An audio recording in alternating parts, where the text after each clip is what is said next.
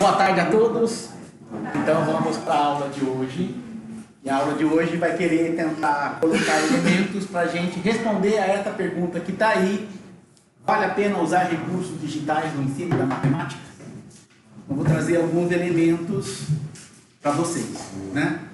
E aí eu vou seguir uma tradição minha, que é sempre assim: quando você tem um determinado assunto, quem faz a disciplina de tópicos comigo sabe disso, né? Que eu trago referências que defendem, ou seja, que dão uma resposta positiva a essa pergunta e as justificativas. Eu também trago referências que dão uma resposta negativa para isso e quais são as justificativas. Então, é sempre interessante você conhecer argumentos dos dois lados, porque conhecendo argumentos dos dois lados, né, você consegue ter uma percepção melhor do objeto que você está estudando, certo? Bem, vamos começar aqui, né? Uma disciplina de informática no ensino da matemática, uma disciplina de novas tecnologias do ensino da matemática. Na licenciatura presencial aqui, ela agora é obrigatória, mas é obrigatória no novo currículo. No currículo antigo, tá certo? Então, no primeiro semestre do ano passado, essa disciplina ela existia, mas ela era uma disciplina optativa.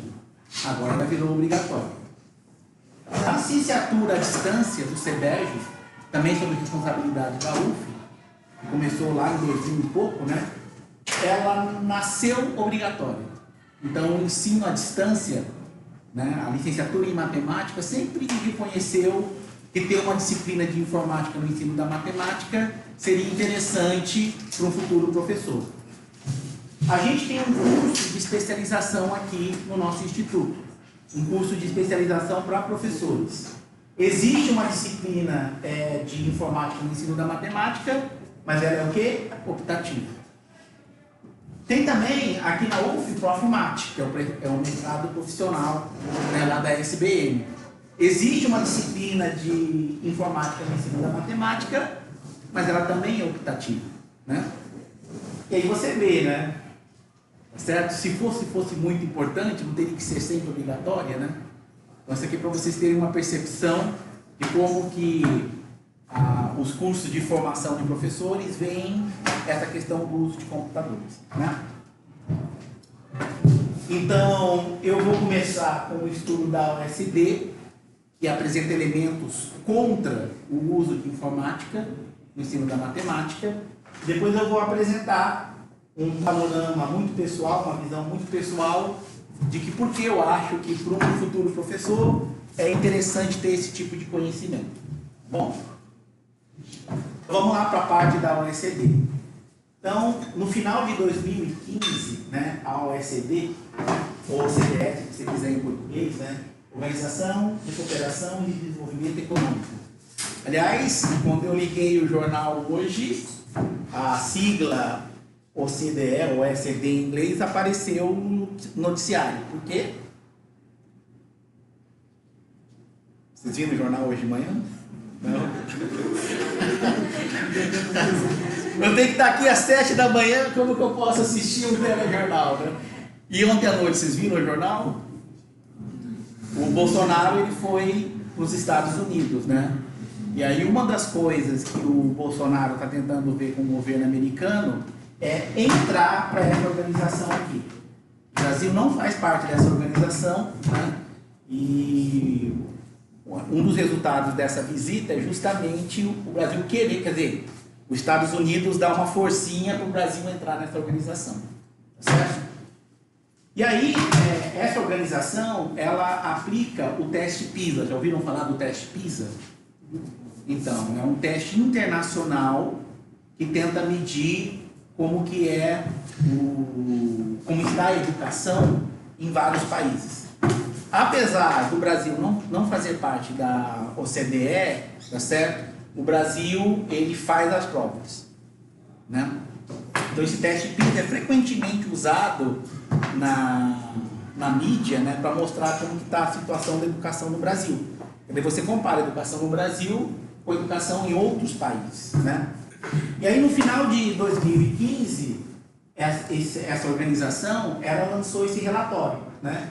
Estudantes computadores e aprendizagem, fazendo a conexão, né? Então, se vocês quiserem, está na minha página, ou se vocês quiserem o documento original, está aqui também, tá? Sim. Vou mostrar aqui para vocês o resultado do teste PISA. Estão vendo uma setinha aqui? Sabe o que essa setinha indica? É o Brasil. Aqui está o Brasil. Esse aqui ou esse aqui? Aqui, ó. O Brasil está aqui. Mas o Brasil ganhou da Argentina.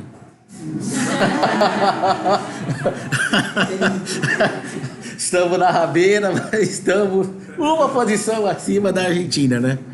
O Peru está aqui embaixo, né? Então aqui eu organizei pela pontuação no PISA, tá vendo? Eu organizei por essa coluna aqui, tá? Vamos ver quem tá bem na parada? Olha quem tá bem na parada. Xangai, China. Não sei se estão conseguindo ler aí. Singapura, Hong Kong, China, Chinese Taipei, Coreia, China de novo, Japão. Ou seja, em cima só estão os orientais. Os orientais é os que melhor se dão nesse teste PISA aqui, né? Mas também tem aqui Holanda, Suíça, né? Cadê a Finlândia? Aqui Finlândia, tá bem, também Canadá, né? Tá ok? Então, o que esse documento vai fazer é contrapor o desempenho que esses países têm no teste PISA com relação ao uso de tecnologias digitais, né? Então, ó, esse é o primeiro gráfico que eu mostro para vocês.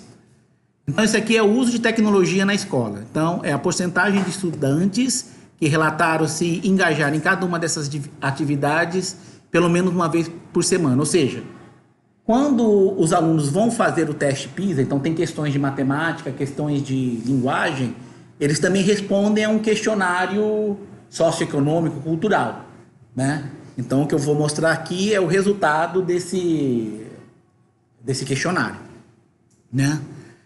Então, aqui tem, ó, navegar na internet para trabalho escolar. Aqui é o país que menos faz uso disso, aqui é o país que mais faz uso disso, tá certo? Usar o computador de escola para trabalho em grupo e comunicação com outros estudantes.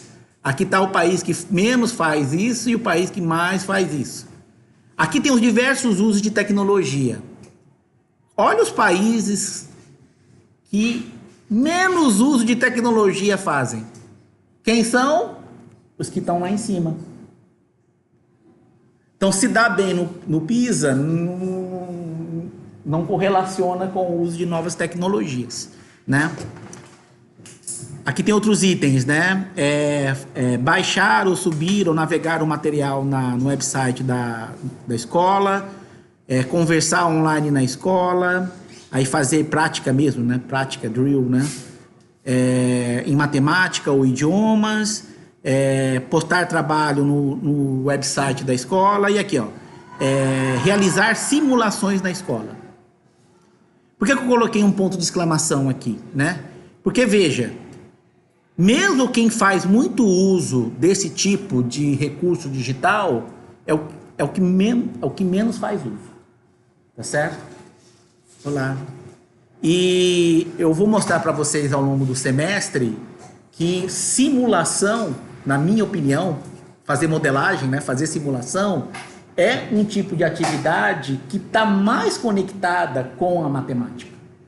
Na hora que você faz uma modelagem, tem que fazer uma simulação. E aí, curiosamente, é o item que é menos usado, inclusive para aqueles que mais usam tecnologia, né? Nesse gráfico aqui, eu estou mostrando a diferença entre o PISA 2009 e o PISA 2012. Então, pontinho é PISA 2009, aí a barrinha é PISA 2012, tá certo? Então, por exemplo, navegar na internet para trabalho escolar, né?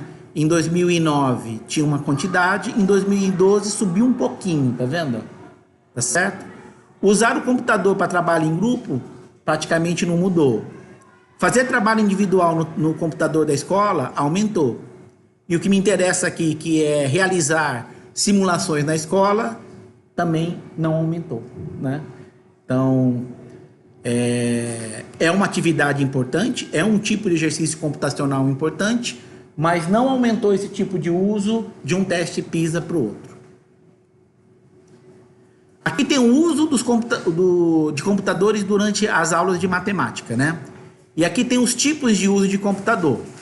Entrar com dados numa planilha, desenhar o gráfico de uma função, calcular com números, construir figuras geométricas, reescrever expressões algébricas ou resolver equações, desenhar histogramas, encontrar como que o gráfico de uma função muda dependendo dos parâmetros e qualquer uma das tarefas acima, né?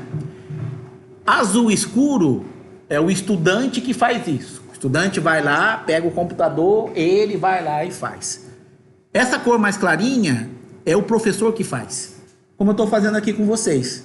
Eu trago o data show, trago o computador e mostro coisa para vocês. Vocês não põem a mão no computador. Tá certo? Então, você vê que o uso maior, né, é com o professor. Né? É com o professor ali na frente mostrando. Né? E aqui, né, tem isso para os diversos países. A Noruega, tá vendo? Noruega deixa muitos estudantes mexerem no computador. Tá vendo aqui, ó? É quase o tanto que se usa computador, né? Aí Jordânia, Dinamarca, olha aqui. Quem que tá embaixo? Stop PISA. Quem está embaixo são os países que melhor têm desempenho no PISA. E olha só, aqui os professores não deixam muito a meninada pegar na máquina. Quem faz uso da máquina é o professor lá na frente mostrando. Tá certo?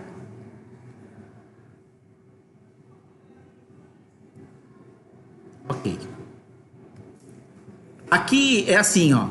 Uso do computador em lições de matemática e a performance em questões de matemática baseadas no computador, né? E aqui tem as atividades, ó. Entrar com dados numa planilha de cálculo, construir figuras geométricas, desenhar o gráfico de uma função, calcular com números. Isso no computador, né? E aqui, assim, pontuação do PISA. Aqui não faz nenhuma dessas coisas. Somente o professor faz. Somente o estudante faz, né? Então, olha só, né? Não fazer nada disso dá uma pontuação maior do que o professor fazer ou só o aluno fazer. Então, se você olha para esse gráfico, você fala, não adianta usar computador, né?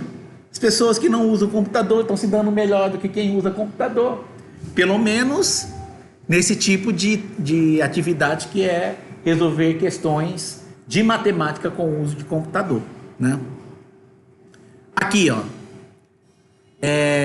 frequência do uso do computador fora da escola para trabalho escolar e habilidades de leitura digital. Aí fazer trabalho no computador, usar e-mail, navegar na internet, compartilhar material relacionado com a escola, coisa escolar. Aqui nunca ou quase nunca, 1 ou 2 vezes por mês, 1 ou 2 vezes por semana, quase todo dia e todo dia. Aqui é mais esperançoso, né? Então, olha só. Quem faz uso disso de forma moderada tem uma nota no PISA maior do que aquele que nunca faz ou daquele que faz muito. Então, esse gráfico aqui fala, não, é melhor fazer um uso moderado. Nem um exagero para nunca usar, nem um exagero para usar todo dia. Tá certo? Vocês estão aonde? Vocês estão aqui? Estão no meio ou estão aqui? Vocês estão nessa pontinha aqui, né? Aposto. Aqui é interessante. É o uso de tecnologia que não é para escola, é para diversão. Então, navegar na internet por diversão, usar e-mail que não seja para escola. Jogar jogos online colaborativos, fazer download de música, filmes e software. Aqui é a pontuação no PISA, aqui é a frequência. Então, olha só, tem um que é uma função decrescente. Quanto mais você usa, adivinha aqui que isso aqui é? jogar jogos online colaborativos. Então, jogar online é melhor você não jogar online, tá certo? Que é uma curva decrescente, tá certo? Ah, tem gente que joga aqui, né? Passa final de semana em jogos online colaborativos, né? Agora tem outros que sobe, né? Que nem essa aqui, navegar a internet por diversão. Tá certo? Ó. Aqui cai um pouquinho, mas não cai muito. Tá? Então o que diz o relatório? Ele diz assim: tecnologia pode amplificar o ensino de primeira. Se você tem um ensino bom, a tecnologia dá um boost. Melhora mais ainda.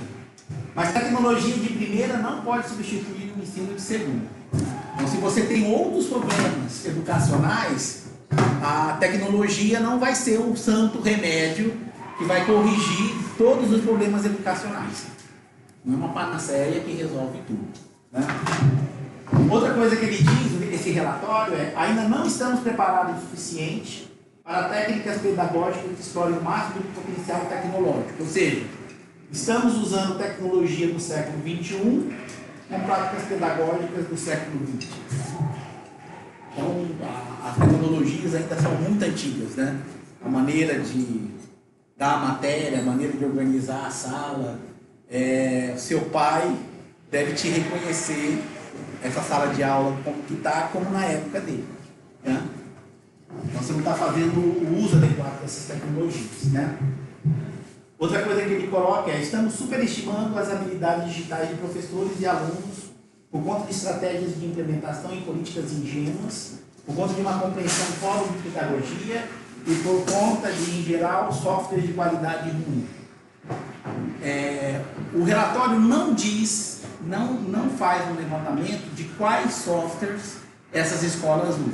Então, por exemplo, eu tinha muita curiosidade para saber se, por exemplo, o GeoGebra, né, é um dos softwares avaliados e usados nessa escola, né? Então, vamos pensar um pouquinho. Softwares de matemática. Que softwares de matemática vocês conhecem? Tirando o GeoGebra. Symbolab é para o celular? O celular com também. Tá. Mais alguém? Eu acho que o LaTeX com. Não, mais um editor, né? O Wolfram. Quem conhece o Wolfram? Levanta a mão aí. Mais algum? Então tá vendo, ó? Tem utilização de integral que eu uso que eu não sei o nome. Esse não se leva? Não sei. Tá. Então, mas tá vendo, ó? De fato, existe um desconhecimento dos softwares, né, que você pode usar. E eu acho que essa disciplina, ela se encaixa nessa questão, né? Nesses itens aqui. Você usar o computador de forma efetiva e conhecer os programas que tem. Tá bom? Muito bem. Agora eu vou falar da parte que eu acho por que usar o software é interessante. Certo? Que coisas que aparecem, surgem, coisas importantes que surgem por conta do recurso dessa tecnologia. Tá? Então, a primeira é autonomia na produção de material didático. Você, como futuro professor, vai ter que fazer lista de exercício, vai ter que fazer prova, dependendo de onde você vai trabalhar, vai ter que fazer um resumo, tá certo? Às vezes faz uma apostila, né? Tem escolas particulares que se organizam e escrevem as próprias apostilas, tá certo? E aí, como que você vai gerar esse material didático? Então, a minha opinião é que os recursos digitais te ajudam muito a produzir esse tipo de material. Essa imagem aqui, eu digitalizei de um livro do ensino médio. Então, eu peguei lá, passei no scanner e coloquei aqui, recortei. E aqui está dizendo que você tem um gráfico de uma função f e uma função g, e essa g aqui é uma função quadrática. Se g é uma função quadrática, o gráfico dela tem que ser que tipo de curva? Uma parábola. Pergunta a vocês, essa curva aqui é uma parábola? Sim, mas, por exemplo, se eu perguntasse aqui, isso aqui é uma reta, você teria mesmo tipo de dúvida quando eu coloquei isso aqui? Não, né? Isso aqui você diria, não, isso é uma reta. Né?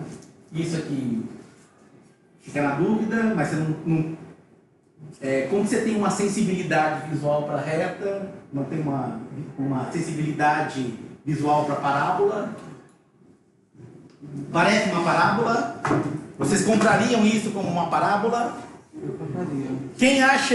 Quem compraria isso como uma parábola, levanta a mão. Quem não compraria isso como uma parábola, levanta a mão. Você tem que levantar a mão, você compra ou você não compra. É verdadeiro ou falso? Você tem que levantar a mão em algum momento, né? Isso não é uma parábola. Isso não é o gráfico de uma parábola. E eu vou usar o GeoGebra para mostrar isso.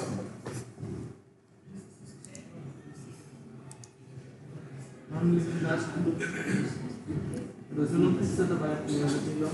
Não precisa o quê? Você não precisa formar imagens com exatidão sempre. Você precisa trabalhar mais com o que o exercício te passa. Tipo, quando tinha exercícios que eram meados passados, até aqui na faculdade, que falava de um triângulo, um obtusângulo, em que parecia um acutângulo para poder desconstruir a nossa ideia de que tipo, criar mais na nossa cabeça e não tanto na imagem.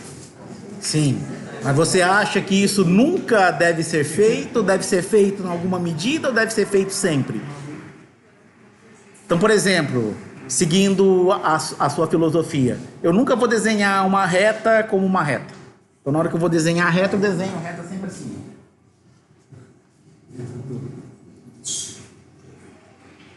Então, quando eu vou desenhar a reta, eu desenho a reta assim. Pronto, essas são minhas retas. Reta R, reta S. Você concordaria com isso? Ou você acha que nessa situação seria bom ter uma imagem mais fiel ao conceito matemático? Se o iniciado da reta, eu vou deixar. Exatamente. Pra mim, eu tô falando com isso. É mais difícil de aprender. Obviamente mais difícil de aprender porque a gente... Porque alunos se agarram, alunos que ainda não têm um desenvolvimento abstrato, tão desenvolvido, vão ficar totalmente perdidos com uma imagem de uma cobrinha. Então imagine o seguinte, vocês vão ser professores do ensino fundamental 2 até o ensino médio. Você vai pegar um aluno de 6º ano, digamos, está saindo do ensino fundamental 1 e ainda tem um apego muito às representações concretas, né? Você desenha uma reta assim, logo de início, ou vocês desenham desenhos que se aproximariam mais, né? Certo. Ok? Sim, deixa eu primeiro mostrar que isso aqui não é uma parábola. Então o GeoGebra tem esse recurso que é bacana. Você pode pegar qualquer imagem, pode pegar uma foto sua e colocar dentro do GeoGebra. E aí você pode fazer construções em cima. Então eu vou pegar aqui 3 pontinhos, tá vendo? Eu vou pôr aqui.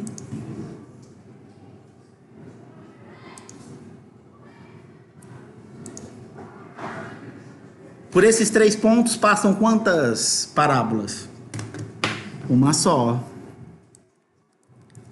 E aí tem uma função do GeoGebra chamada regressão polinomial, que vai me achar qual é a função polinomial cujo gráfico contém esses 3 pontos. Eu tenho que colocar a lista dos 3 pontos, é A, B e C, e aqui eu tenho que colocar o grau, que é 2. Então, essa curvinha aqui, que eu vou até colocar em cor diferente, essa aqui é a parábola que passa por esses 3 pontos. E veja que essa curva não coincide com a outra. Olha, é muito ruim. Tá vendo? Não tem salvação esse desenho. Claro, você pode dizer, Humberto, se você fosse desenhar isso no quadro dando uma aula, você não ia desenhar assim também, concordo. Eu ia desenhar uma parábola, entre aspas, que não é uma parábola. Mas isso está num livro didático. Tá certo? E o objetivo não era da questão fazer o aluno descolar a figura do conceito. Era ensinar o conceito. Você está ensinando o conceito, coloca uma figura que é compatível, né? A minha experiência em matemática básica e pré-cálculo é que os alunos que chegam aqui, não sei se é o caso de vocês, tá certo? Mas os alunos acham que qualquer cumbuquinha para cima é uma parábola. Você pega um círculo, corta metade, apaga metade de cima, tem esse semicírculo, você pergunta, o que isso é? Parábola. Mas não é uma parábola. Hã? Ainda mais se botar o eixo. Se botar o eixo aí que pronto, né? É. Parábola é uma curva muito específica. Não é qualquer cumbuquinha para cima que pode receber o título de parábola, tá certo? Para ser uma parábola, a curva tem que atender a uma definição bem precisa, que é... O que é uma... É um conjunto de pontos que distam igualmente de um foco e de uma... Isso. Exatamente. Ou se você quiser traduzir, que é gráfico de uma função quadrática. Você pode caracterizar em termos de álgebra. Não, tem a definição, essa definição é a clássica, é a grega, né? Foi a primeira que começou, né? A definição primeira é essa, né? Mas você pode também caracterizar via funções, já que aqui o contexto é de funções.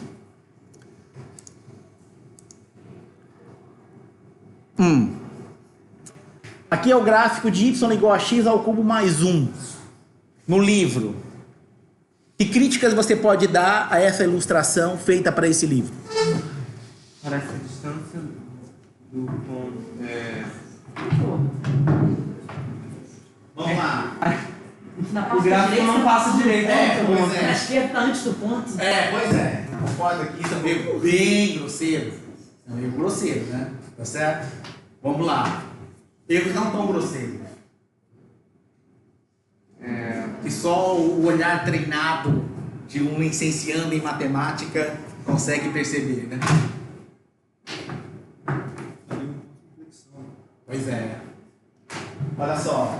Y igual a x ao cubo mais 1. Quem já fez cálculo, levanta a mão. Bom, quem já fez cálculo, sabe que a derivada dessa função de zero vai dar zero. Então a reta tangente nesse ponto aqui, ela teria que estar horizontal.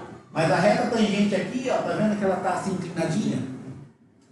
Então isso é um erro, um erro bem grosseiro. Ok? Mais algum?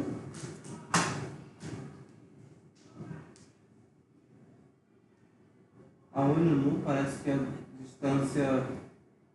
Parece que a escala é meio errada. Esse tamanho aqui, né? Com esse tamanho aqui.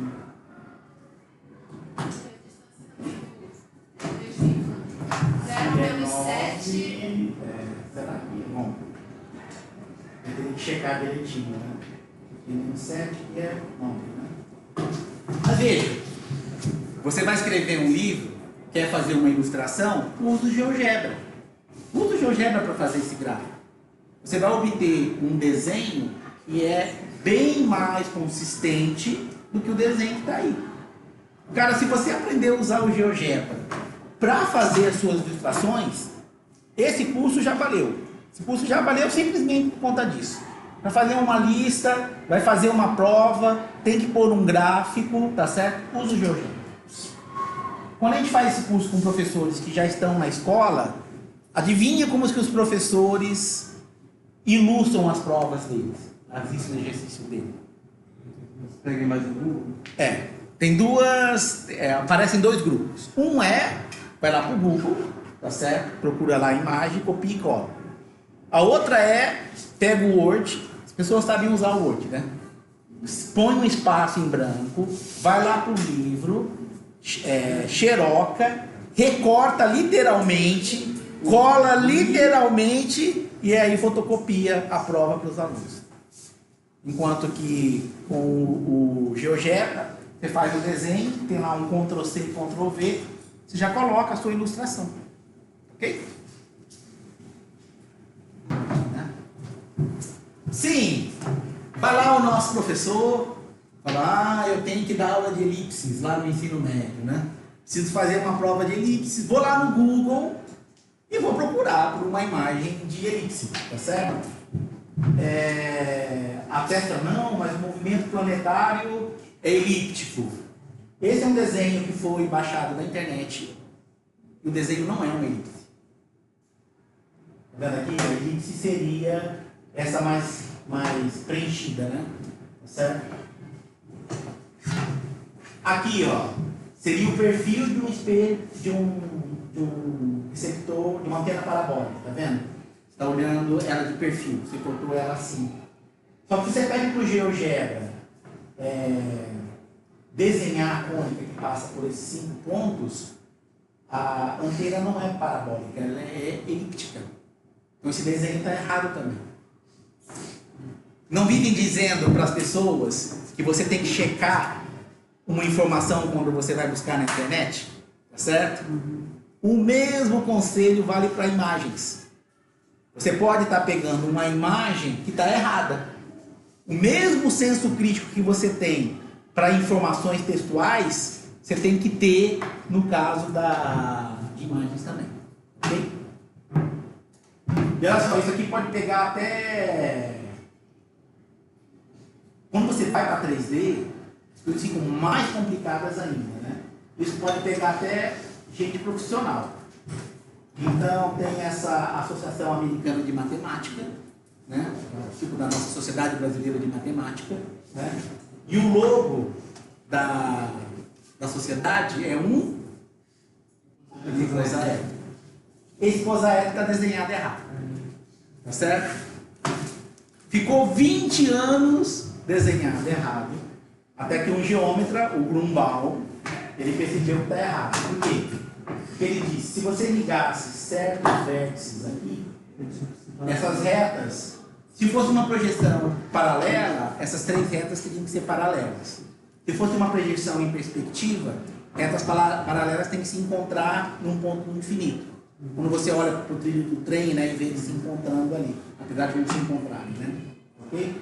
Então esse desenho aqui, ele está errado, né? Enganou profissionais matemáticos. Deixa eu ver se eu acho que tinha consertado. Vamos ver se abre aqui. Aqui, ó. Esse é o... Tá vendo aqui quais são as 3 retinhas? Os vértices que estão ligando? Essas 3 retas são paralelas, tá vendo? Se você olhar numa projeção em perspectiva, né? Essas 3 retas aqui teriam que se encontrar num único ponto, que é o ponto de fuga. Aí, tá vendo? Ó? Vai precisar fazer um desenho de um icosaedro? Usa tecnologia. Você fala, dessa posição não ficou boa. Não, vou colocar dessa, né? Ou dessa. Usa tecnologia para isso, né? Aqui também, né? Tem um problema nesse desenho. Qual é o problema nesse desenho?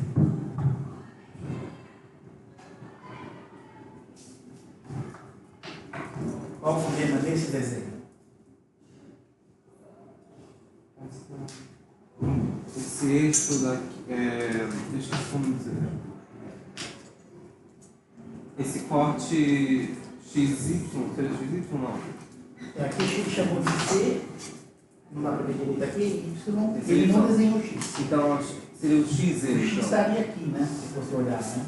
O XZ parece estar meio curto. O corte XZ. Não tá. Você está reclamando dos próprios eixos. Não, mas tipo, o corte dessa esfera. Isso era para ser uma esfera? É uma esfera. No plano XZ.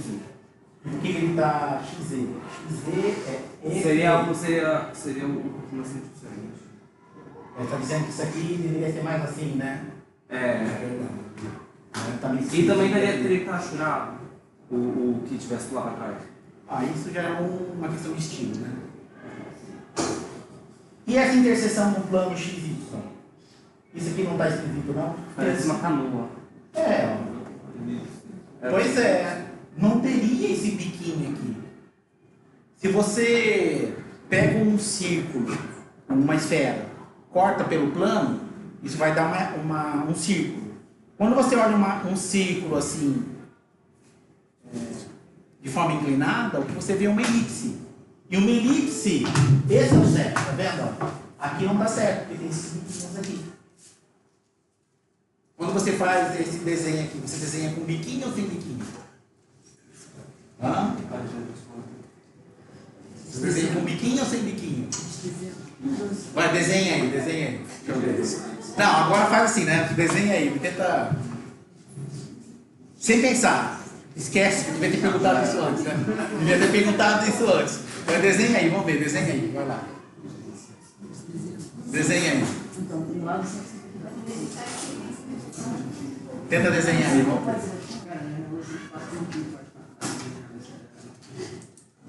É mais fácil desenhar com biquinho. Hã? É muito mais fácil desenhar com biquinho. É muito mais fácil desenhar com biquinho. Então você desenha com biquinho. Hã? Você desenha com biquinho. Pois é. Não tem esse biquinho. Tá certo? Não tem biquinho. Não tem.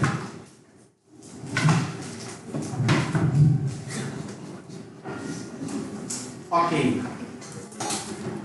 Outro exemplo com coisas em 3D são difíceis. Podem enganar até pessoas experientes. O que isso parece para você? Tronco de pirâmide. Um tronco de pirâmide. Tronco de pirâmide? Sim? Sim? Eu digo que isso não é um tronco de pirâmide. Não existe uma pirâmide cujo tronco seja isso aqui. Sabe por quê? Tá vendo?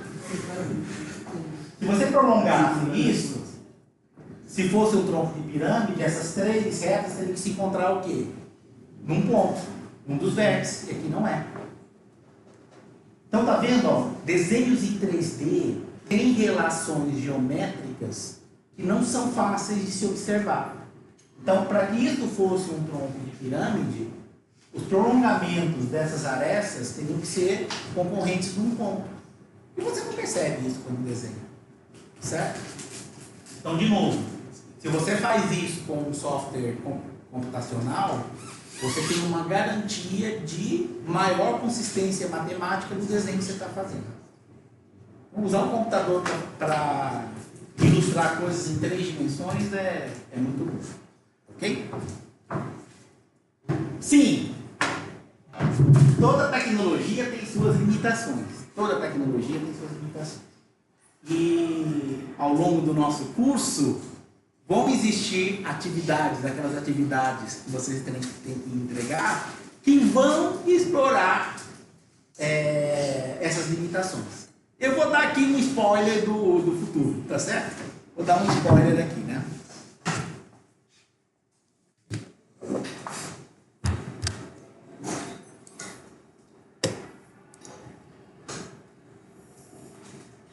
Então, olha só.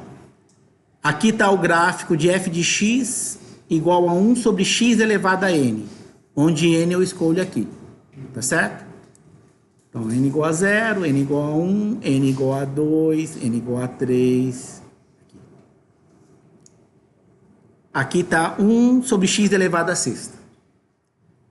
Uma pessoa desavisada, tá certo? Pode enfrentar a seguinte situação. Vem um aluno e fala: professora ou professor, a função f de x igual a 1 sobre x elevado a 6 tem infinitas raízes. Olha só, a partir daqui, mais ou menos, ó, o gráfico ficou em cima do eixo x. Se o gráfico ficou em cima do eixo x, quer dizer que você tem uma raiz da função, né? Então, essa função 1 sobre x elevado a 6 tem infinitas raízes. E aí? Dá um zoom, vamos dar um zoom. Vamos dar um zoom.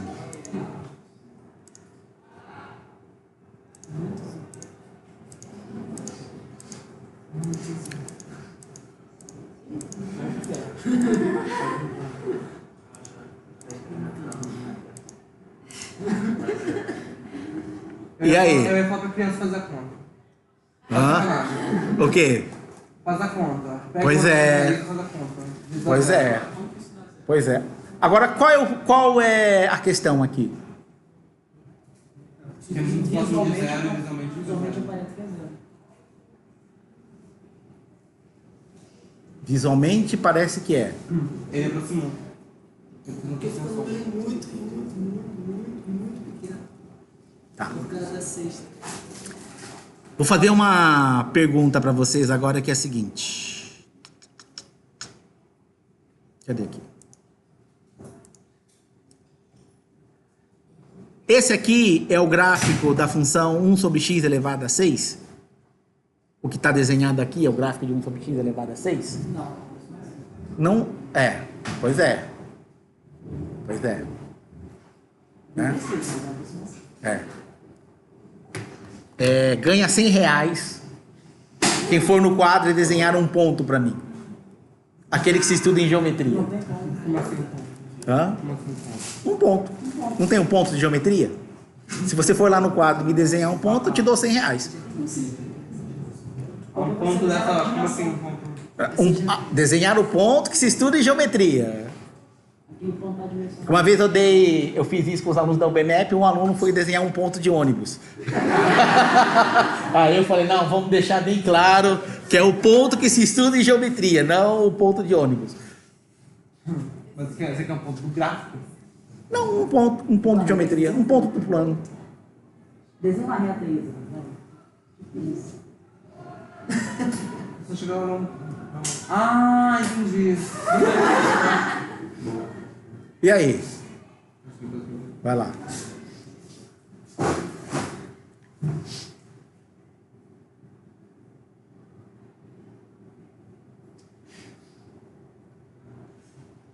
Exemplo.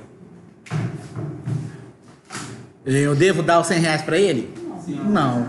Por que não? Gente, não pizza. Eu faço. Por que eu não devo dar R$100 para ele? Eu desenhei o ponto peixe, tá claro. Deixa eu desenhar. Me presta aqui de novo. Deixa eu desenhar mais. Vou desenhar alta definição. Eu sou. Ele não é possível. Não, deixa eu. Uma ferramenta melhor. Se eu desenhar 5 quilos em R$100 também? Hã? Se eu desenhar 5 quilos em R$100 também? 100 pilô? É. Como assim? Desistiu? Não, já tá Se eu não HD. desenhar nada, pode ser um ponto. Não, mas desenhar um ponto. Só você não tá vendo, porque é dimensional. Posso mostrar um pouco?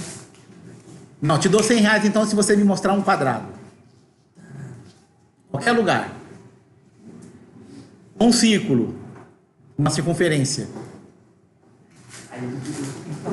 Tem que fazer com a definição. Moral da história é que os objetos matemáticos são, em última análise, abstratos. Eles não existem no mundo real.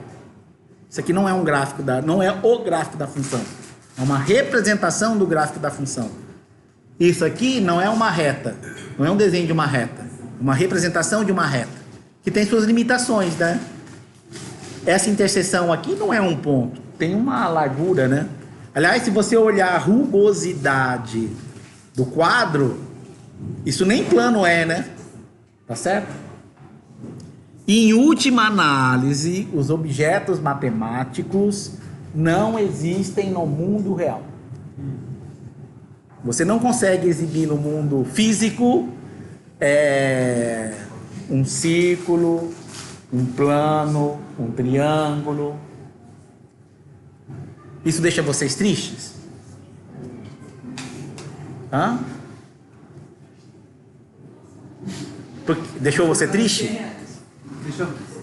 Quanto R$100?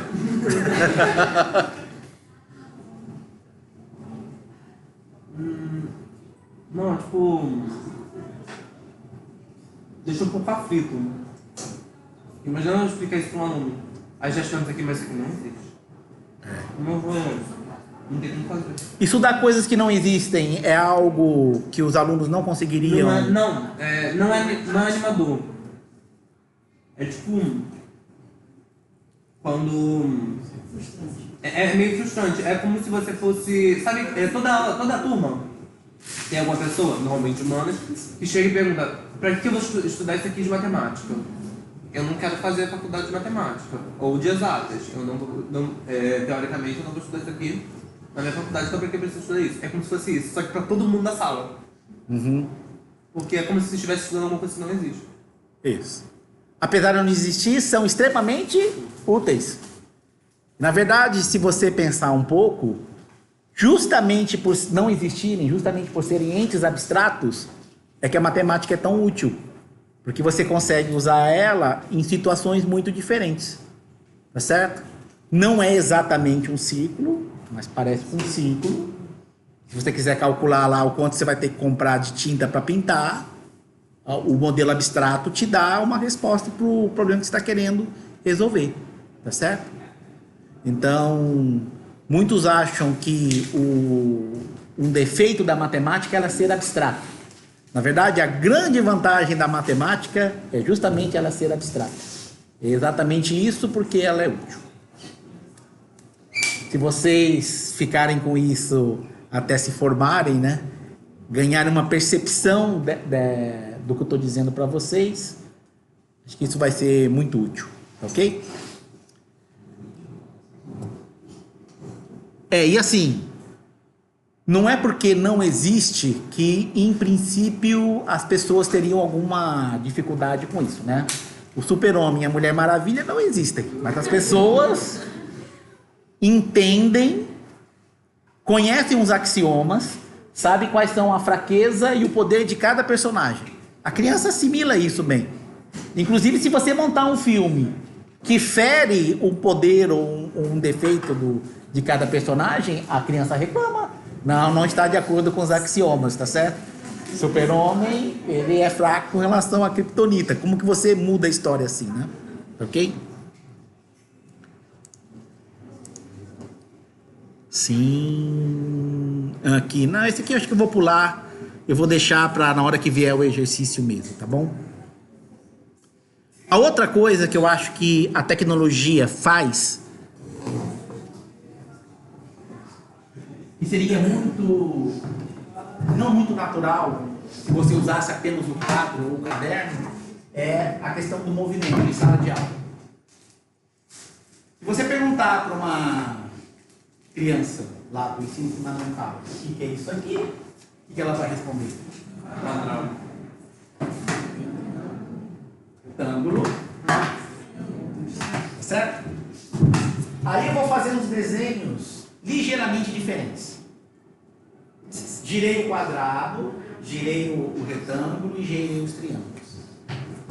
Isso é confirmado por professores que dão aula na escola básica. Se você perguntar o que isso aqui é, ele não vai reconhecer um quadrado. Por quê?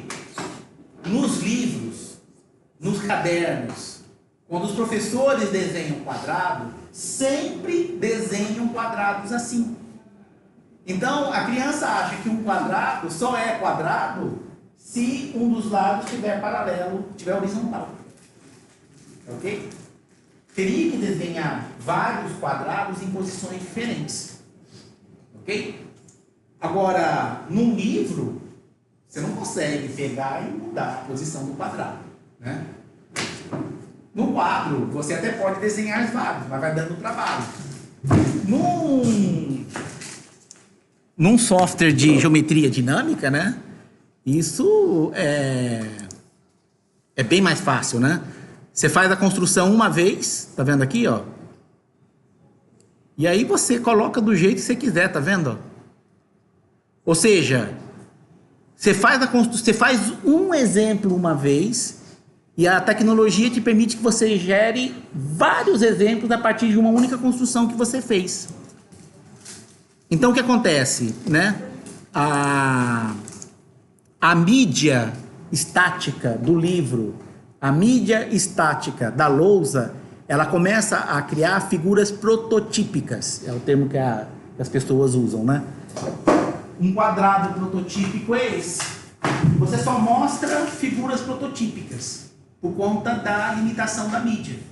E aí o aluno fica com um pensamento enviesado com relação ao objeto em questão. Então a tecnologia trazendo o movimento traz variedade. Tá certo?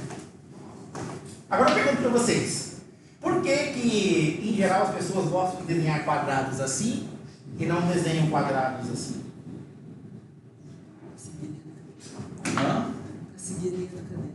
Para seguir a linha do caderno. Elas mesmas têm a imagem enraizada. Oi? As mesmas pessoas que desenham também têm a imagem enraizada. Aí uma pessoa passando. Se o seu quadro tivesse assim na parede, o que você ia fazer com o seu quadro? Então tem um aspecto... Hã? Pois é. Ou seja, tem uma tendência cultural estético, né? Você colocar as coisas horizontais, etc. Né? Mas quando se trata de ensinar sobre polígonos, né, sobre quadrados em particular, você tem que criar uma diversidade de exemplos. E a tecnologia facilita essa diversidade. Ok? Outra coisa que eu conjecturei e uma designer de livros didáticos me confirmou foi o seguinte: qual desenho ocupa mais área da página? Esse aqui ou esse aqui? Esse aqui. Então, se você quer economizar a área, né, não quer gastar muitas páginas, esse desenho prototípico economiza mais do que esse aqui. Certo? E ela me confirmou, quando eu falei disso lá na USP, né? Ela me confirmou que esse tipo de questões de economia, né, do uso do papel, esse tipo de questão é considerada na produção do livro didático.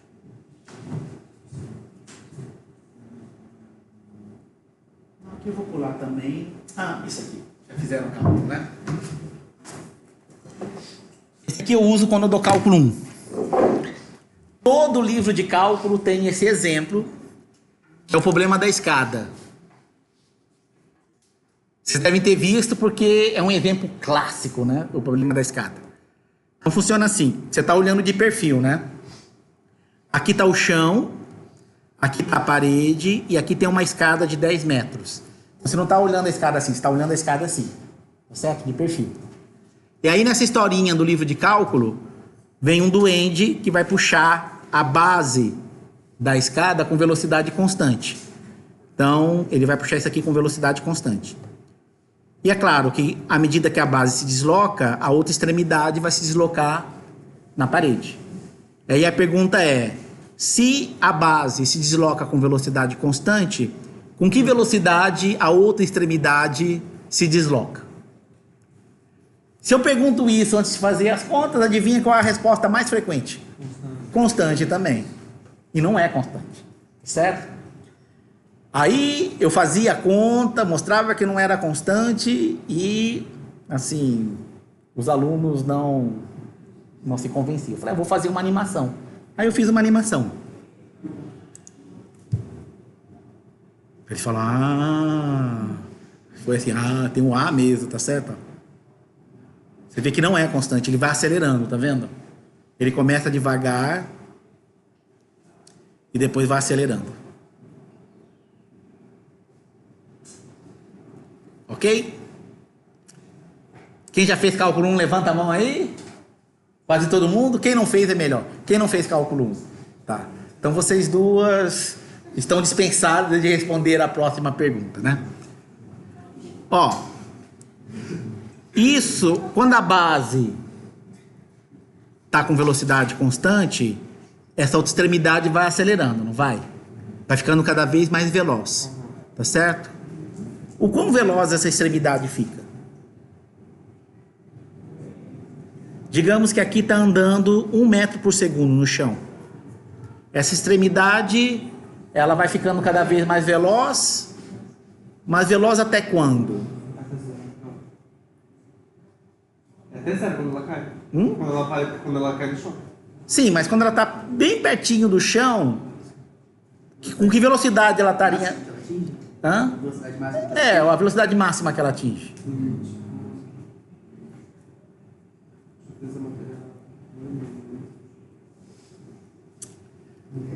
Eu vou até colocar a animação aqui para vocês darem uma percebida aí.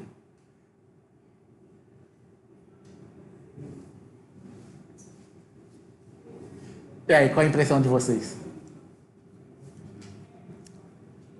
Então, olha só. Eu vou exibir um gráfico agora, que é x em função do tempo e y em função do tempo. Então, está aqui o gráfico x em função de tempo. Como a velocidade é constante, o gráfico é uma reta. Como a velocidade não é constante, aqui o gráfico não é uma reta. Tá certo? Vai de novo que eu quero parar um pouquinho antes. Na verdade, eu vou fazer aqui na mão, assim, bem pertinho. Sabe que curva é essa? É um arco de círculo. É um quarto de círculo. Então, olha só. A velocidade vai para infinito. Então, quanto mais perto essa extremidade está aqui da origem, maior a velocidade dela.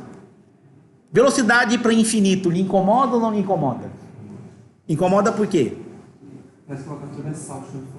Hã? Parece que ela vai quebrar o chão.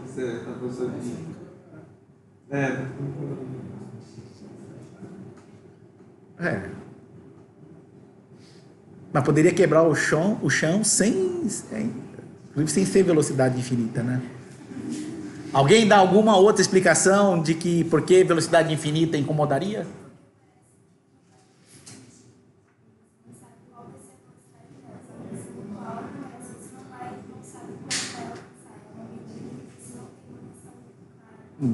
Certo. Tá bom. Alguém mais? Conhecem Einstein? Já ouviram falar de Einstein? Já ouviram falar da teoria da relatividade de Einstein? Quais são as consequências da teoria da relatividade de Einstein?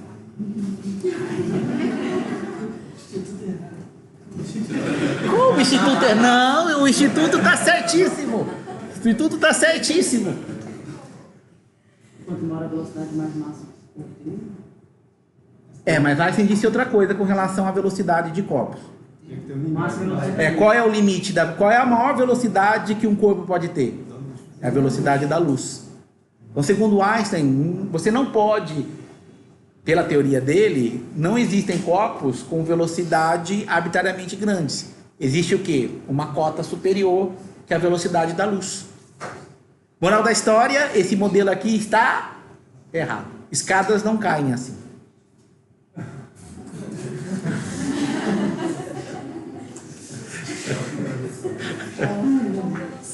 Escada é 3D, escada perderia o contato, tá certo? Antes de chegar ali perto. Tem várias coisas assim, né?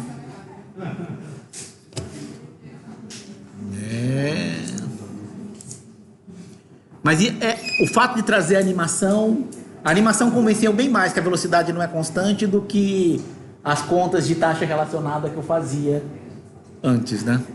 A animação é muito importante. Isso aqui eu vou pular também. Isso aqui eu vou mostrar. Aparece no Facebook com frequência, né? Aí eu resolvi fazer uma no GeoGebra. Você escolhe uma função aqui, tá vendo? Que multiplica por um parâmetro. Que nem pré-cálculo, né? Pega uma função, multiplica por K, soma K. Aí você pode fazer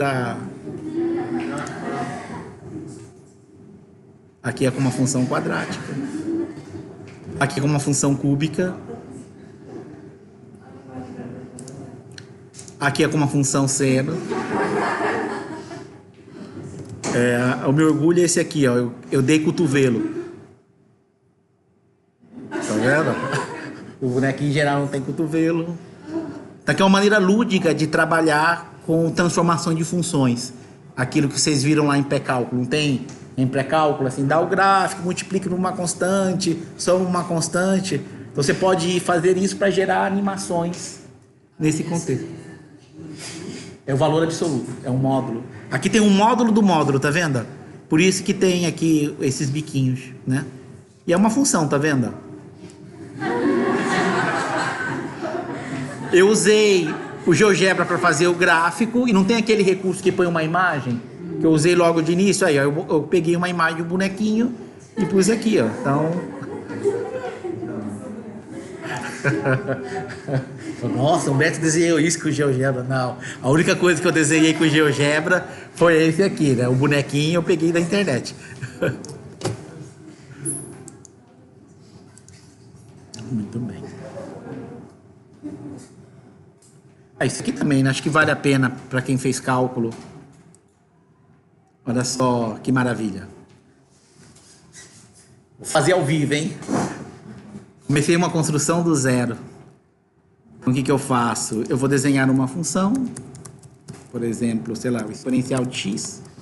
tá certo? Vou colocar um ponto sobre o gráfico da função. Vocês vão aprender, não fiquem alarmados, né? Porque eu tô dando um spoiler aí, né? Coisas que nós vamos aprender a fazer, tá certo? Então, eu falei, nossa, tem que aprender tudo isso hoje. Não, tô dando aqui um panorama, né? Aqui eu vou criar um controle chamado N, vai de 0 até 10, indo de 1 em 1. O que é o polinômio de Taylor de uma função? Uma aproximação, tá certo? E como que você monta o polinômio de Taylor? Usando derivadas, não é? Tá certo? Mas aqui que ponto é esse? É o ponto A. O GeoGebra já tem uma função que calcula o polinômio de Taylor. É a função f. O centro é a abscissa do ponto A e a ordem é n. Vou até colocar em azulzinho aqui, tá vendo?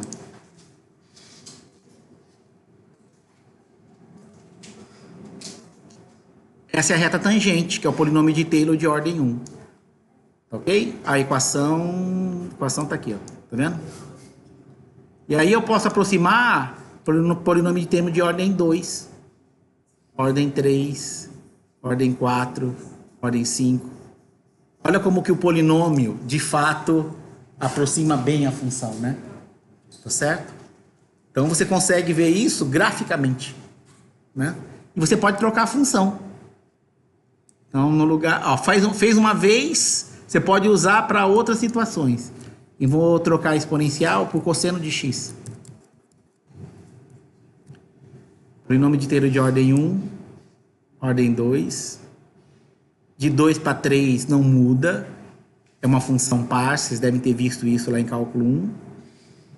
Tá certo? Tá vendo como está aproximando bem? E você pode andar com um ponto, tá vendo?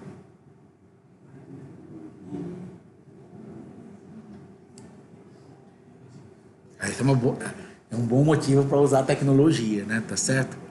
Você tem que ver naquele estudo do OECD que software estão usando lá, né? Outra coisa importante que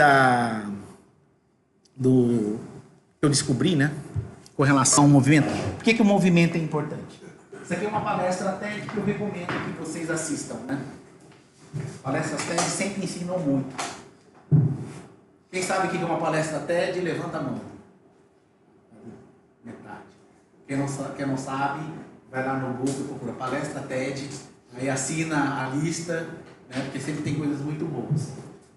Então aqui é um indiano, ele é um médico, né, e ele fala que na Índia, se você nascesse cego, né, e atingisse a adolescência, você era excluído da fila de transplante de córnea para corrigir problemas visuais. Você era cego de nascença, certo? Por quê? Porque as pessoas acreditavam até então que se você recuperasse a sua visão, você não conseguiria aprender a enxergar, certo? Não sei se vocês já pensaram nisso, né? Porque, por exemplo, como que eu sei que o meu computador ele começa aqui e para aqui, certo? São anos e anos de treinamento, de tato, olhando e pegando. Imagine você nunca viu nada e pá, um monte de informação. Você não sabe aonde começa um objeto e aonde termina o outro. Então, os médicos da época acreditavam que se uma pessoa atingisse a adolescência, ela não conseguiria aprender a ver, né? E aí, esse médico indiano ele mostrou que isso era falso e ele descobriu que o que ensina as pessoas a enxergarem é o movimento. Então aqui, por exemplo, tem um triângulo, tá vendo? Essas pessoas que foram recuperadas não conseguiam identificar o triângulo. Quando você coloca o objeto em movimento, eles conseguem perceber, né? Então aqui, eles também não conseguem perceber uma figura estática. Quando você põe em movimento, aí eles conseguem perceber o que caracteriza cada um deles, né? Certo? Então, um motivo de que um motivo, digamos, neurocientífico de que por que o movimento é importante, né? De fato, a tecnologia traz esse movimento para você. Movimento que você não consegue com o livro e com o quadro. Usando o poder computacional, eu vou mostrar para vocês coisas que você não conseguiria fazer sem o computador. Deixa eu ver, só clicar aqui ou não? Não. Deixa eu abrir aqui, pera lá, um segundinho. Não, fecha aqui.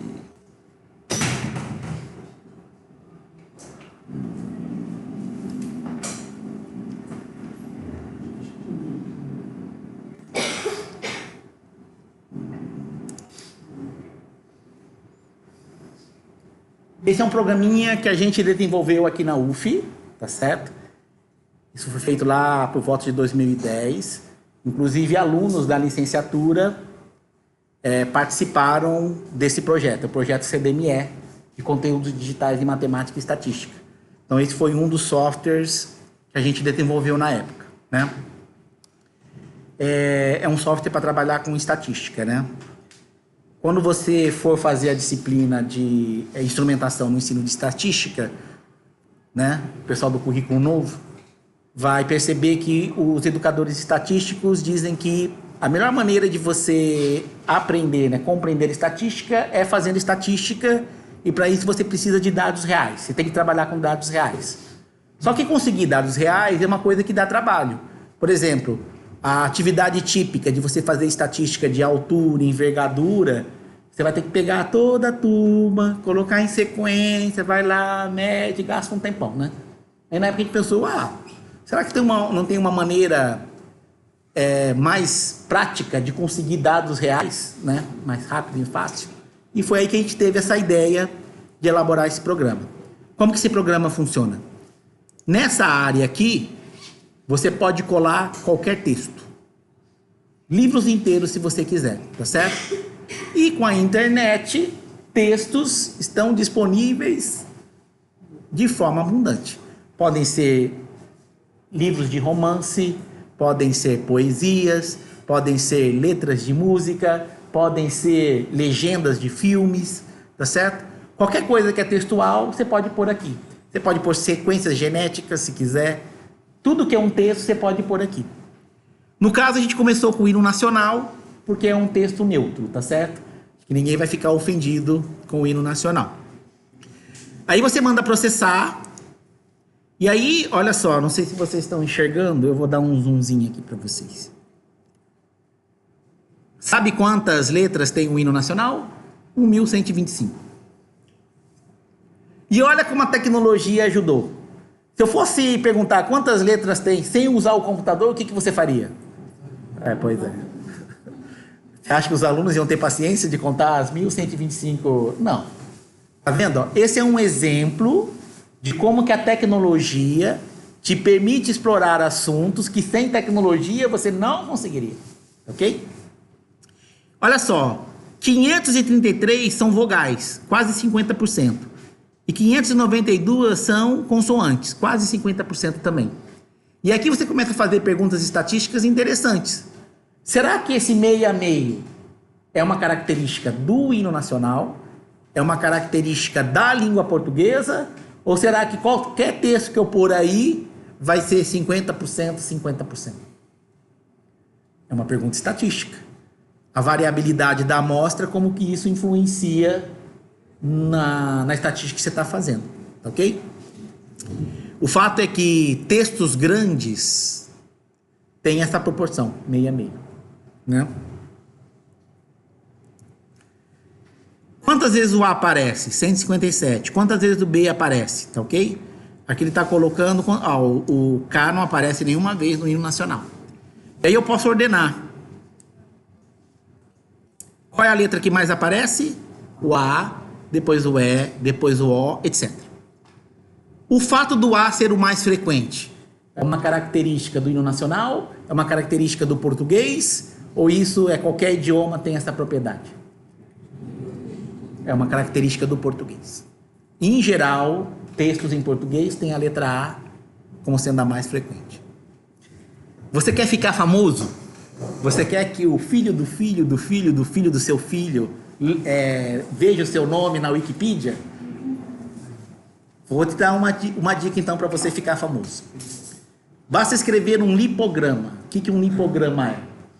É um estilo linguístico onde o seu texto omite de forma proposital uma ou mais letras do alfabeto.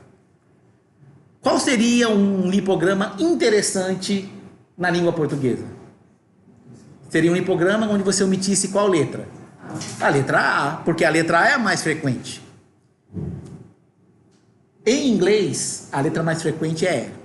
E existe um livro dessa grossura no formato de lipograma. Não tem a letra E. Em francês também, um corajoso já escreveu um lipograma. Em espanhol, também. Em português, não tem. Então, se você pegar um texto que faz sentido, né? Um texto não pode ser xxxxx, né? Não vai dar certo. Se você escrever um texto com uma história, com uma narrativa, escreve aí 100 páginas. Você não precisa ser, né, um catatal assim, né? Você vai ficar famoso, que vai ser o primeiro lipograma em português, que não tem. Fica triste, né? O português não tem ainda um lipograma, alguém que escreva um lipograma. É claro que não tem, porque não deve ser uma tarefa fácil, né? Aí você pode usar o programinha para ver se a letra A aparece ou não. Apareceu a letra A, fala aí, não ganhei ainda, né?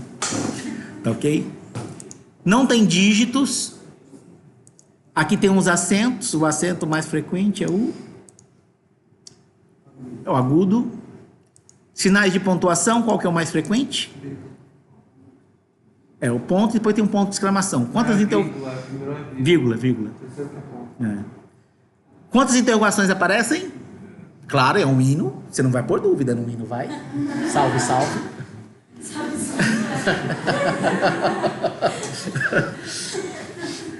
As pessoas usam esse programa para fazer análise de discurso. Você pega lá o discurso do Barack Obama, tá certo? E vê se ele usa muito a primeira pessoa, se ele é mais afirmativo, se ele é mais interrogativo, quais são os substantivos que ele mais usa, tempos verbais, né?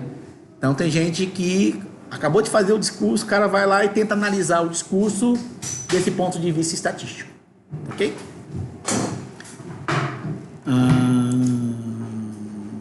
Aqui são as palavras, né? Tem todas as palavras diferentes e como cada um aparece, tá vendo? Qual é a palavra que mais aparece no hino nacional? Brasil, com 7. Depois E, com 7. Depois O, com 7. Pátria, 7. Aí, engraçado, né? Os alunos lá de seminários, né? A gente estava analisando livros didáticos do ensino médio, né? Então, a gente converteu o PDF para um arquivo de texto e colou aqui, né? Sabe qual é o que aparece em primeiro lugar? A gente analisou 3 coleções diferentes do ensino médio. O volume 1, que é o primeiro ano do ensino médio. Então, 3 livros diferentes. Qual é a palavra que mais aparece com frequência? Hã? Artigo. O O. Sim? O número 5. O número 5. É o número 5. Nos 3 volumes, foi o número 5. E não é assim, por exemplo, 55 não é 5. 55 ele conta como 55. É 5. 5. Eu não sei explicar. A gente detectou isso, mas a gente não sabe explicar. Porcentagem em relação aos outros? É coisa do tipo assim, talvez uns 10 ou 20% acima do próximo. E curioso que nos 3 volumes é o número 5. Se você vai para o ensino médio, volume 2, adivinha qual é o primeiro? A palavra mais frequente. É o número 2. Eu não sei, teria que... É uma coisa, se alguém quiser estudar isso, tá certo?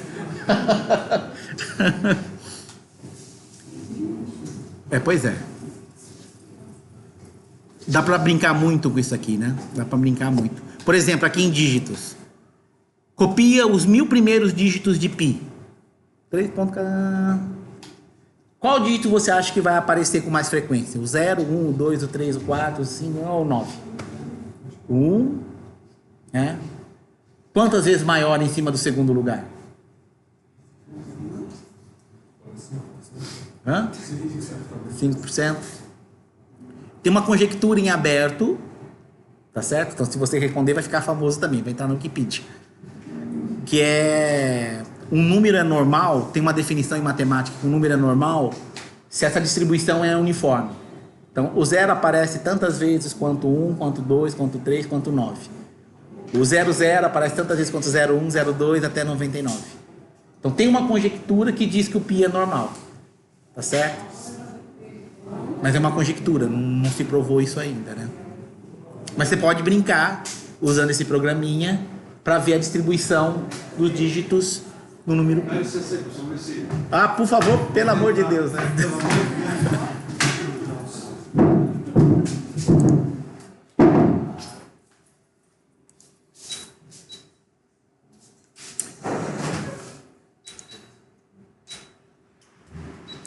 Opa, agora sim, hein?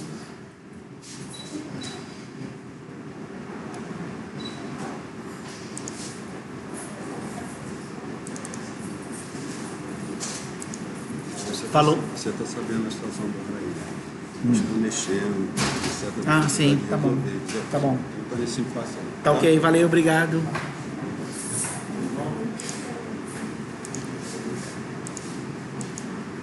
Bom, para terminar essa parte, deixa eu mostrar para vocês uma coisa que quando descobri eu achei fantástico, tá certo? Você acha que quando você escreve tem uma lei matemática guiando a sua mão?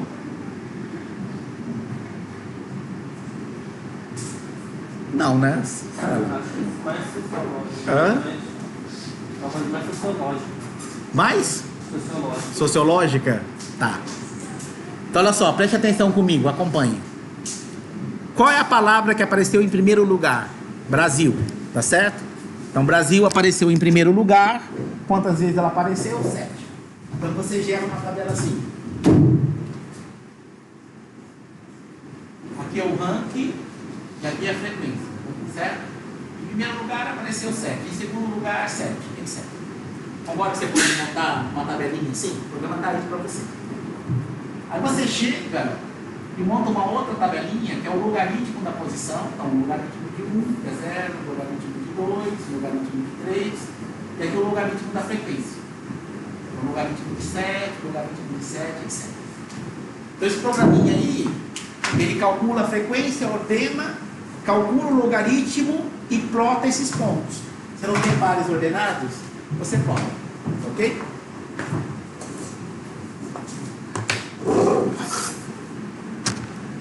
E aí, quando você mede e plotar, olha o que aparece. Você acha isso muito emocionante? Como que é?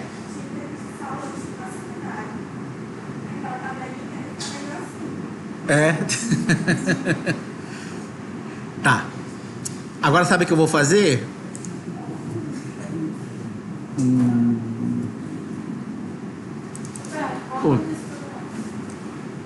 Estatística de letras, palavras e períodos. Eu vou pegar aqui Dom Quixote inteirinho, tá certo? Inteirinho. Qual o limite do programa? Hã? Qual o limite do programa? A memória do seu computador, tá? E vou colar aqui e vou mandar ele. Para dar emoção, eu vou ficar aqui, né? Para não mostrar. Manda ele processar.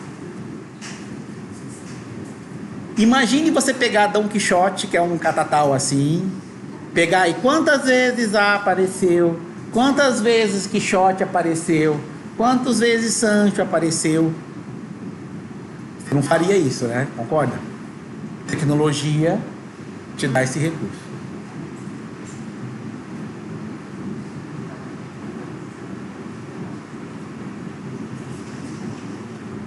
Momentos de tensão. O meu Dell Core i7 com 16 GB de memória. Tá penando? processando.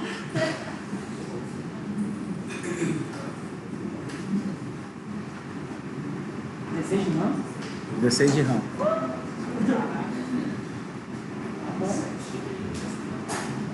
Fez, tá certo?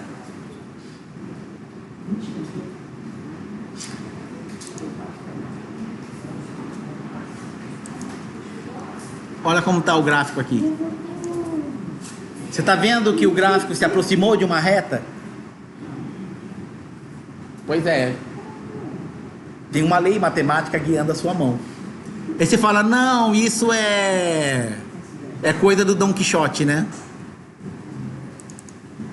Mas não, ó, Dom Quixote, Os Lusíadas, tá vendo, ó? Se aproxima de uma reta. Senhora, Iracema, Luciola, o Guarani, Moby Dick em inglês. Tudo se aproxima dessa reta. Sabe qual é o coeficiente angular dessa reta? Próximo de -1. Essa é a chamada lei de Zipf. Lei de Zipf. Sabe como que o Zipf descobriu isso na década de 50, onde os computadores não eram populares? Adivinha como ele fazia para contar as palavras? Ele colocava os alunos de mestrado e doutorado para contar. Alunos de iniciação científica. Então veja que o computador, né, libertou os alunos de linguística. Não tem mais que contar isso. Isso funciona sempre? Não. Tem idiomas onde isso não funciona. Klingon não funciona. Sabe o que é Klingon? Klingon é porque é um idioma artificial. Então toda língua natural é respeitar isso? Menos a língua artificial? Essa é a conjectura. Qual o nome daquela língua artificial? Esperanto. Esperanto segue isso aqui. Apesar de ser artificial, ela se alinha com essa língua. Línguas que usam ideogramas, chinês e japonês. Também. Dá instrumento assim? Assobio de golfinho satisfaz isso. Sério? Sério. Você pega os assobios diferentes e vê a frequência. É um idioma natural. Mas veja, esse tipo de investigação, ela só é possível por conta do quê? Da tecnologia, tá certo? Então você usa o poder computacional para explorar coisas em sala de aula que você não conseguiria explorar de outra maneira, né? Esse aqui eu vou dar uma palhinha também que nós vamos ver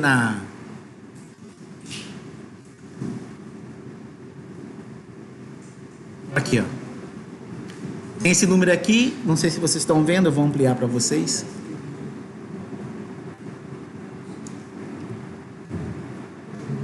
Aqui, né?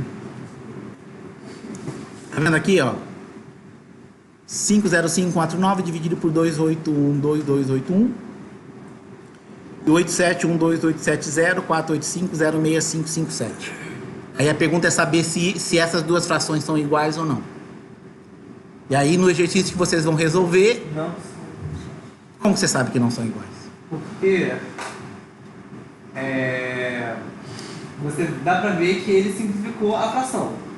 Quem disse? A fração A está simplificada. Isso é uma hipótese que você está assumindo, né? Não, tipo, você deu no GeoGebra você dá o dado de cima. Você já sabe disso, então. Se possível, ele simplifica. Na outra não aconteceu isso. E elas não são iguais. Então... Conhecimento é poder, né? Muito bem, é verdade. Daria para saber isso sem o GeoGebra? Se as frações são iguais sem o GeoGebra? Bom, aí... Fazer a conta. Pois é. Vou deixar... Não, tem uma maneira muito zen de responder se essas frações são iguais. Eu faço uma continha de um dígito e sei responder. Mas aí eu vou deixar isso pro exercício, né? Senão, não. O quê? É 8712. Tem que zero. Aqui é 0. Dividido. Os dois são íntegros em cima. E ele embaixo é uma variável. E qual o problema disso? Se simplificar, tem que simplificar uma coisa lá. Se eu for em cima, vai aparecer. Tipo, se em cima são dois íntegros, embaixo é um par ímpar, então não pode ser igual. Mas explica melhor por que não pode ser igual. Porque se fosse igual, ali teria que ter os dois, tem que ser pares, né? Para poder funcionar o 2, ficar ímpar, ímpar, ímpar, ímpar. Ah, mas aí você está usando o fato de que a fração está irredutível. Ali embaixo está irredutível. Embaixo está irredutível. Mas olha só que interessante. Uma palhinha, né? 2 elevado a 3 não causa nenhuma emoção, né? Que tal 2 elevado a 3.000? Vocês já viram 2 elevado a 3.000?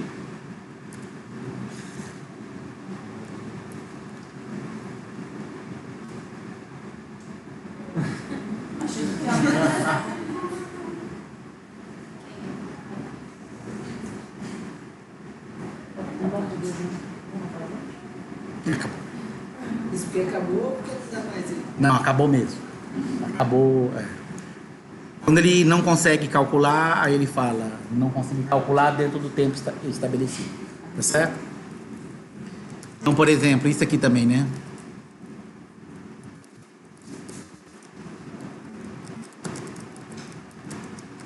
A mais B elevado ao quadrado. Aqui não, porque o A e B não foi uma boa, né? Porque o A e o B estão valendo o que estão lá em cima, né? Vou trocar para C e D.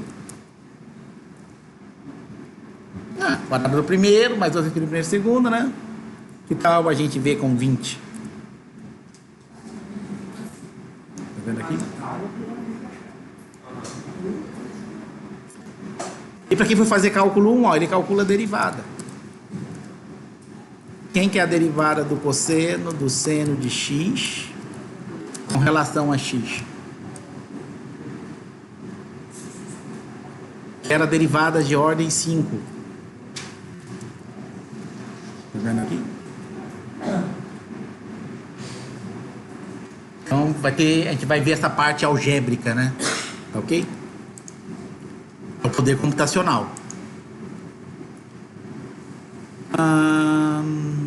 Mesmo para o ensino básico, né? Você pode criar coisas interessantes. Isso aqui foi uma construção que a gente fez para o projeto do livro aberto. Então, ensinar frações lá para o menininho do quarto ano. Então, aqui você tem o disco. Aí você pode aqui nesse controle dizer em quantas partes você está dividindo, tá vendo? Tá certo? Aí você pode contar. Aliás, não sei se vocês estão observando que aqui ele dá o nome da fração, tá vendo? Ó, 1/6, tá certo? Ele vai dar o nome da fração. E aí você pode contar, ó.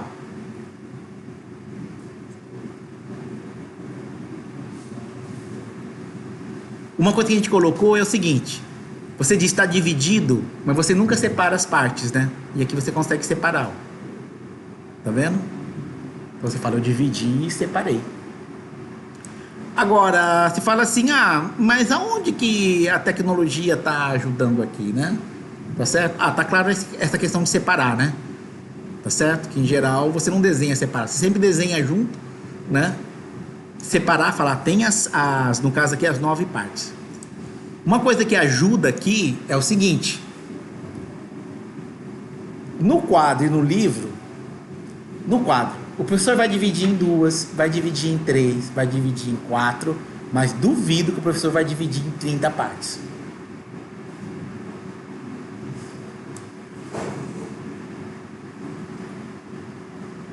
O menino nunca viu algo dividido em 30 partes.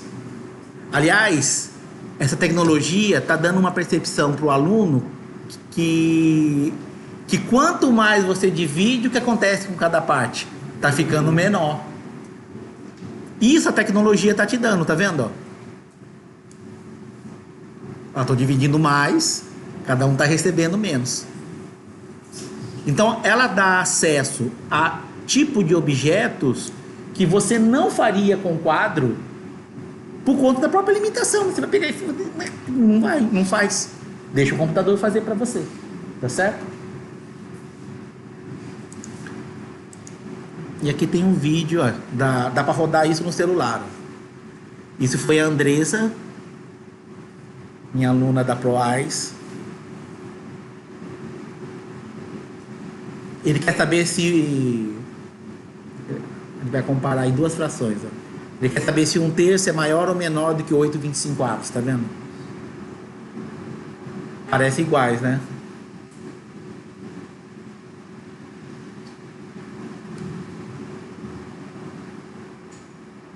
Quase iguais. Aí você amplia para ver que tem uma diferençazinha lá, tá vendo? Isso rodando no celular.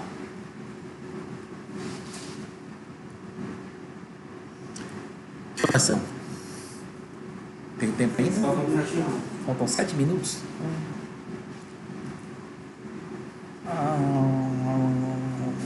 Não, acho que então... Bom, deixa eu aproveitar os 7 minutos para mostrar isso aqui.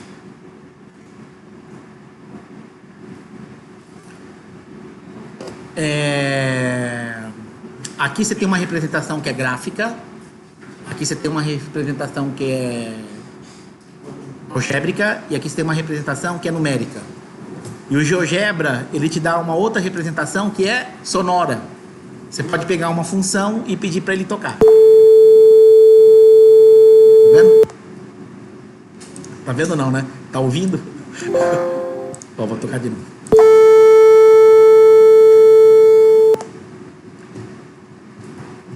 O A é o que está multiplicando o seno por fora. O K está multiplicando o X aqui, tá vendo? E o C está somando aqui dentro. Vocês que já fizeram pré-cálculo, todo mundo já fez pré-cálculo, né? Tá certo?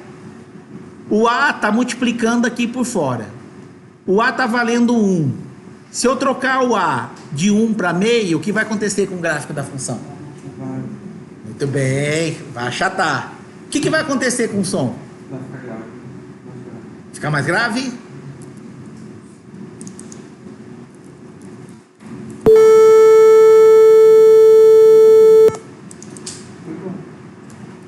Vou diminuir mais.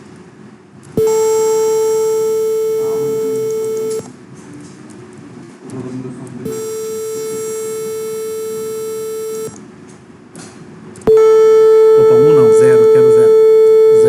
0. Então o que o A controla? O volume. No gráfico controla essa amplitude máxima aqui, né?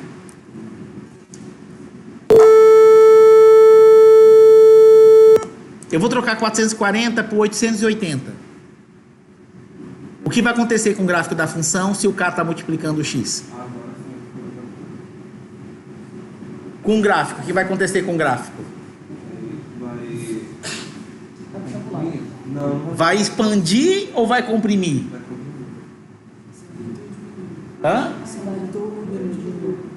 Eu aumentei. Aqui está 440 e agora eu vou digitar 880 e vou dar Enter. Estou aumentando o número, dobrando ele. Vai comprimir. O que vai acontecer com o som? Vai ficar mais agudo.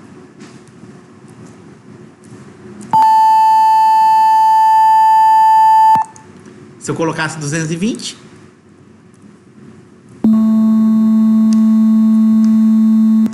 Aliás, quem faz música... Que nota musical é essa? 440 Hz. É um? Não. É um Lá. É um Lá. Tá certo? Então, tá vendo? Ó? Você pode usar múltiplas representações.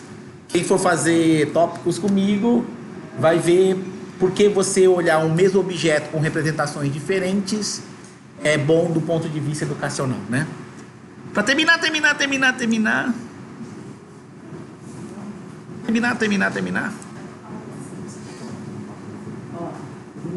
Isso lembra alguma coisa para vocês?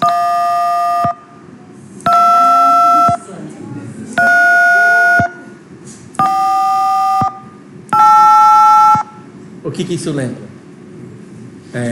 Você sabia que o som do teclado do celular é a soma de 2 senos? É um seno com uma frequência aqui e a outra frequência cá. E aí tem toda uma história de que por que são 2 senos, etc. Tá? Agora eu quero saber por que são 2 senos. Hã? Agora eu quero saber por que são 2 senos.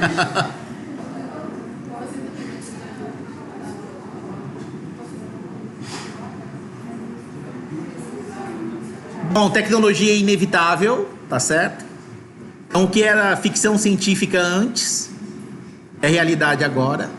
Aliás, essa é minha filha, sendo que eu consigo fazer propaganda, né? Eu coloco a minha filha na minha palestra, em alguma palestra, ela sempre aparece, tá certo? E deixa eu terminar com 2 frases. Uma já foi dita, né? Tecnologia pode amplificar o ensino de primeira, mas tecnologia de primeira não pode substituir o ensino de segunda. E a frase que saiu na revista Veja: o melhor software em educação continua sendo disparado o cérebro de um bom professor. É o cérebro de vocês. É esse que controla todo o resto. Tá entendendo? Então, por hoje é só, pessoal. Nos vemos na segunda-feira lá no laboratório, tá? Valeu.